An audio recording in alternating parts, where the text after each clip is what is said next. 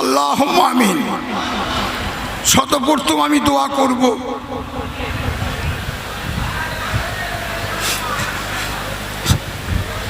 আমি চাই না এই বাড়ি থেকে 6 মাসের মধ্যে আগে মেজে ভাই গেলেন, আমার মুরব্বী ভাবি চলে গেলেন। আমি চাই না বিপদের উপর বিপদ আল্লাহ দিক, এটা আমি চাই না। আমার মেজে ভাই ছোট মেয়ে, তার জন্য একটু দোয়া করবেন আপনারা। আমি দোয়ার ভিখারি, আমি দোয়ার ভিখারি। আমি কিচ্ছু চাই না, আল্লাহ আমাকে সব দিয়েছেন, শুকরিয়া আদা করে শেষ করতে পারবো না। আপনারা আমার ছোট ভাইজির হায়াতের জন্য দোয়া চান, আল্লাহুম্মা আমিন। আত্মীয় স্বজন যারা আছে তাদের জন্য দোয়া চান, আল্লাহুম্মা আমিন। লা ইলাহা ইল্লাল্লাহু মুহাম্মাদুর রাসূলুল্লাহ। সকলে মহব্বতের সাথে দরুদ পড়ুন, আল্লাহুম্মা সাল্লি আলা। একটু কথাটা শোনার চেষ্টা করুন। সারা জীবন কথা বলেছেন, খবরে যে কি কথা বলবেন নাকি? হ্যাঁ, একটু কথা বলার বন্ধ করুন। আজকে আমি 14টা বিষয়ে আলোচনা করব। আমি শুরু করছি, কেউ কথা বলবেন না। আউযু বিল্লাহি মিনাশ শাইতানির রাজীম। বিসমিল্লাহির রহমানির রহিম। আলহামদুলিল্লাহ আলহামদুলিল্লাহ কাফা ওয়াসসালাওয়াতু ওয়াসসালামু আলা নবিয়িল মুস্তাফা। أما بعد فقد قال الله تعالى في كلام العظيم أعوذ بالله من الشيطان الرجيم بسم الله الرحمن الرحيم لقد كان في قصصهم عبرة لأولي الألباب اللهم صل على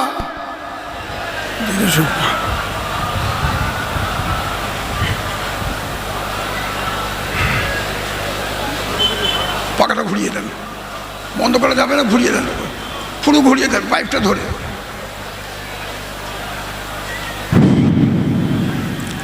নাতে রসুল উর্দুতে, নাতে রসুল উর্দুতে।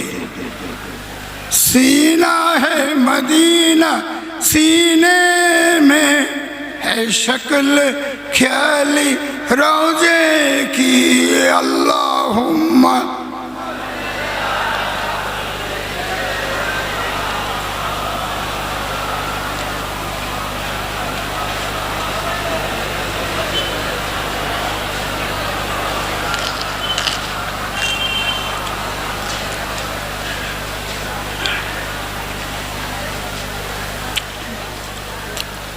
गुम्बुजे खिजरा तूरे नजर आँखों में जाली रोजे की अल्लाहुम्मा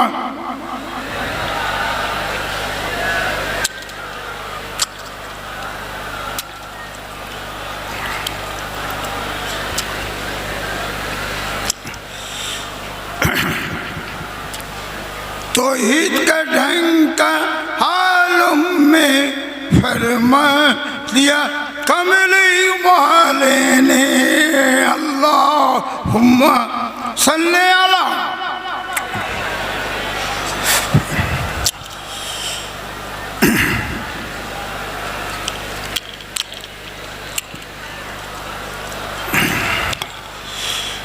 तौहीद का ढंका आलम में फरमा दिया कमली वाले ने बोलो ला इलाहा।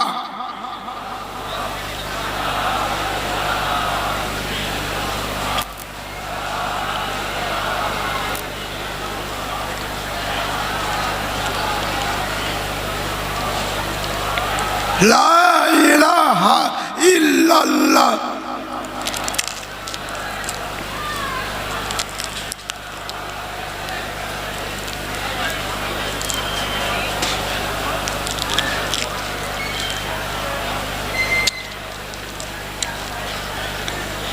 जब चेहरे अनवर कंबल से चमका दिया कमली वाले ने बोलो ला।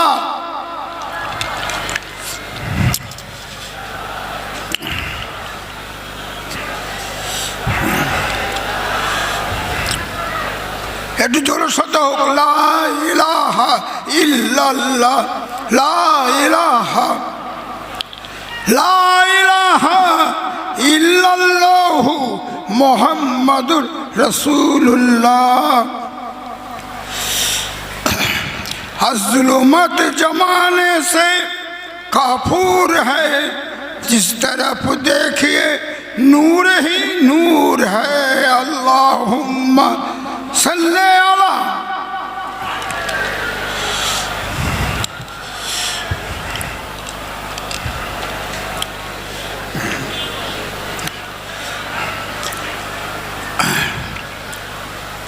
उपस्थित আমার মুমিন ভাই, মুত্তাকিন ভাই, সালে ভাই, পর্দার অন্তরালের মা ও বোনেরা এবং ছোট ছোট ভাইরা, উলামায়ে কিরামগণ, ছাত্রবিন্দুগণ, সকলের সামনে হাজির হয়েছি আমি। প্রথম আমি কটা হাদিস বলবো, তারপরে অন্য কথা কিছু আলোচনা করি আমি শেষ করব। প্রথম হাদিসটা হচ্ছে, এই হাদিসটা মুসলিম শরীফের মধ্যে আছে আর বুখারী শরীফের মধ্যে আছে। বুখারী শরীফ আর মুসলিম শরীফের মধ্যে যে হাদিসটা আছে সেটা আরবিতে বলা হয় মুত্তাফাকুন আলাইহি। এটা বুখারী শরীফে আছে, মুসলিম শরীফে আছে। আপনার আমার নবী যুদ্ধ থেকে ফিরছিলেন, যুদ্ধ থেকে আপনার আমার নবী ফিরছিলেন। আল্লাহ রসুলকে সাহাবা কেরামরা জিজ্ঞেস করলেন, হুজুরের থেকে কি বড় জিহাদ আছে? তাজেদারে মদিনা, দুলহে মদিনা, अहमद मुस्तफ़ा, मोहम्मद मुस्तफ़ा, प्यारा नाम, शरीफ नाम, हुजूर पुर नूर सल्लल्लाहु अलैहि वसल्लम बोलें, एर थेके बड़ो जिहाद आछे। कि जिहाद? जे निजेर नफ्सके धरे थाकबे। हादिसटा आमि पेश करछि आपनादेर सामने, इबारतटा पेश करछि आपनादेर सामने, हादिस पेश करछि। लैसा शदीद बिसुरअते इन्नमा शदीदुल्लज़ी यामलिकु नफ्सहु इंदल गज़ाब। আল্লাহ রাসূল বললেন, সবচেয়ে বড় জিহাদ হচ্ছে নিজের নফসের সাথে জিহাদ করা। মন যা বলবে শুনলে হবে না, মন যা বলবে শুনলে হবে না। মন যদি বলে অপরের ঘরে আগুন ধরিয়ে দাও, আপনি কি আগুন ধরিয়ে দেবেন নাকি? আগে বিবেককে জিজ্ঞাসা করবেন, আকেলকে জিজ্ঞাসা করবেন, পরের ক্ষতি করার আগে জিজ্ঞেস করবেন। তা মন যা বলবে তা করলে হবে না। এবার আরেকটা হাদিস পেশ করছি আপনাদের সামনে। আল্লাহ রাসূলের বাড়িতে তিনজন সাহাবা আসলেন, আর পর্দার ভিতরে মাজিরা বসে আছেন। আল্লাহ রাসূলের আহিলিয়াগণ আমাদের কে? মাজি, আম্মা জান পর্দার ভিতরে আছেন। তিনজন সাহাবা প্রশ্ন করলেন। প্রথম সাহাবা প্রশ্ন করলেন, আল্লাহ রাসূল কিভাবে নামাজ পড়েন, কিভাবে রোজা রাখেন, কিভাবে রমজান মাসে রোজা রাখেন, আর কিভাবে নামাজ পড়েন, কিভাবে নামাজ পড়েন, এই প্রশ্ন করলেন তিনজন সাহাবা। বুঝেছেন কথা? তা আম্মাজিগণরা উত্তর দিলেন, আল্লাহ রাসূল এইভাবে নামাজ পড়েন, এইভাবে রোজা রাখেন।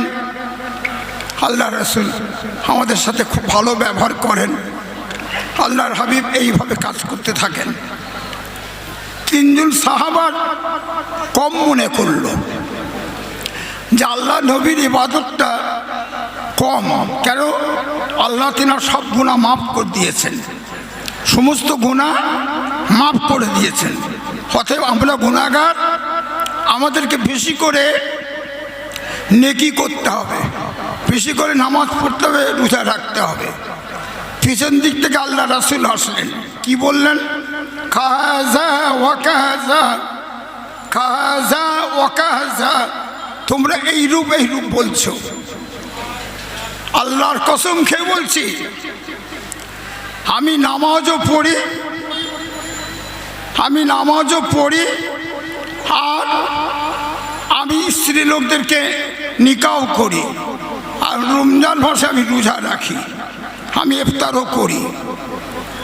যে উম্মত আমার সুন্নত থেকে মুখ ফিরিয়ে নেবে, আল্লাহ রাসূল বললেন ফালাইসা মিন্নি, সে আমার দলের মধ্যে নাই, সে আমার কেউ না। ব্যাস, এই পর্যন্ত বললাম। এবারে আমি আপনাদের কাছে আসছি দ্বিতীয় পয়েন্ট। 1 নম্বর পয়েন্ট আলোচনা হয়ে গেল।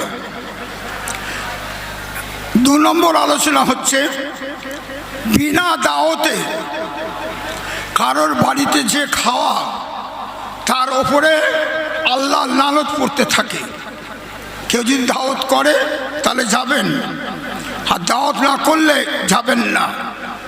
অনেকে আছে টুপি মাথায় দিয়ে একা যাচ্ছে না, তার সাথে আবার একটা ছেলে নিয়ে নিল। মনে করুন, আমি উদাহরণ দিচ্ছি, আমি এক্সাম্পল দিচ্ছি, মিসাল দিচ্ছি। একটা বাড়িওয়ালা খানার ব্যবস্থা করেছে যে 500 লোক খাবে। সেখানে যদি 500 লোক যদি বেড়ে যায়, 250 লোক যদি বেড়ে যায়, তাহলে বাড়িওয়ালাকে তো অপমান করা হবে। অতএব বিনা দাওয়াতে যে মুসলমান হবে কোনোদিন সে যাবে না। আমাদের এখানে একটা নিয়ম আছে, সিস্টেম আছে। আমরা প্রত্যেক বাড়িতে যে দাওয়াত করতে হয়, যে আমার ছেলের বিয়ে, সাথে একটা কার্ডটাকে ধরিয়ে দেওয়া হয়। বুঝেছেন কথা?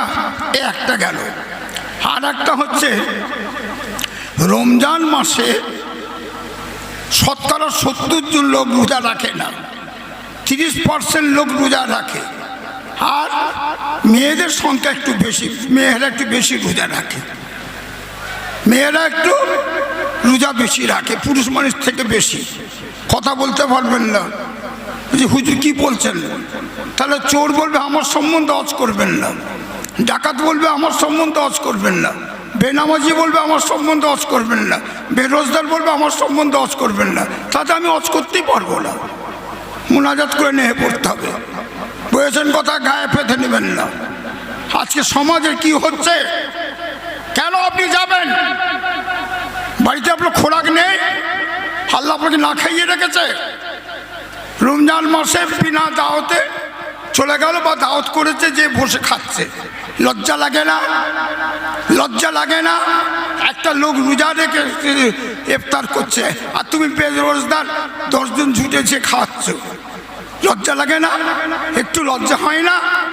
হ্যাঁ, খবরদার, নবীর তরিকা অনুযায়ী চলবেন। আমি ছোট্টবেলা থেকে দেখছি, আমার 70 বছর বয়স হয়ে গেল, এক পা আমি কবরে ঢুকিয়ে দিয়েছি, এবারই চলে যাওয়ার কথা। বুঝেছেন কথা? হ্যাঁ, আল্লাহ ফিরিয়েছেন। বুঝেছেন কথা? খবরদার, যেখানে ইফতারের দাওয়াত হবে সেখানে যাবেন। একবার মহব্বতে ফেটে পড়ছে, হ্যাঁ, যে দাওয়াত করেছি চলে এসেছি ইফতারের দাওয়াত। লজ্জা লজ্জা নেই, হ্যাঁ নেই, শরম নেই। নামে মুসলমান, মুসলমান নামে মুসলমান হলে হবে না। কোন দিক দিয়ে পরিচয় দিচ্ছেন?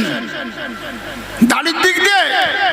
আমাদের কবিগুরু তিনার যা দাড়ি, তিনার যত বড় দাড়ি ছিল, বর্তমানে আমার মনে হয় অত বড় দাড়ি কোনো আলেম সাহেবের মধ্যে নেই, আর আমি পীর সাহেবের নেই।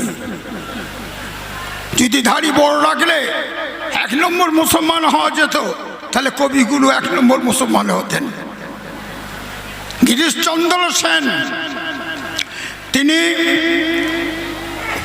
আরবি কোরআন শরীফ থেকে 30 পারা বাংলাতে অনুবাদ করে গেছেন। কতবার কোরআন শরীফ পড়েছেন? তাহলে কি তিনাকে বলবেন 1 নম্বর মুসলমান? গান্ধীজি গান্ধীজি বলেছেন কথা, মুসলমানকে ভালোবাসত খুব। হ্যাঁ, তারপরে গান্ধীজিকে বলেছেন কথা, ব্যাপারটা খুব ভালো ছিল গান্ধীজি। গান্ধীজি বলেছিল, দেশকে যদি কোনো সময় আমি স্বাধীন করতে পারি, তাহলে হযরত ওমর ফারুক রাদিয়াল্লাহু তাআলা আনহু যেভাবে রাজত্ব চালিয়েছিলেন সেইভাবে আমি রাজত্ব চালাতাম, সেইভাবে রাজত্ব চালাবো। তাকে দেশ স্বাধীন হবার পরে 1947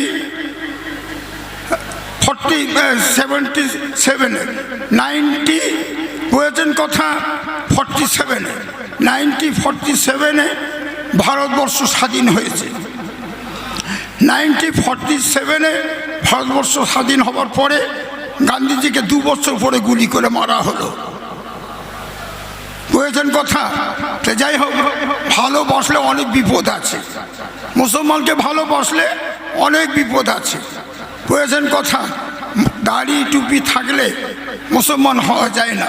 তাই আরবিতে 3টা শব্দ আছে, হাদিসে 3-4টে শব্দ আছে যে মুসলমানের মধ্যে, বুঝেছেন কথা, এই 3টে জিনিস থাকবে, সে হলো মুসলমান। একরাবিল হাসান, বুঝেছেন কথা, একরাবিল লিসান, আমুল বিল আরকান, তাসদিক বিল জিনান। এই 3টে জিনিস যার মধ্যে থাকবে সে হলো মুসলমান। আল্লাহকে বিশ্বাস করতে হবে, লা শারীকা লাহু, তিনি আকারও না, তিনি নিরাকারও না। আর নবীকে বিশ্বাস করতে হবে, আর বুঝেছেন কথা, ধর্মকে বিশ্বাস করতে হবে, তাহলে সে হলো মুসলমান। ভাইরা আমার,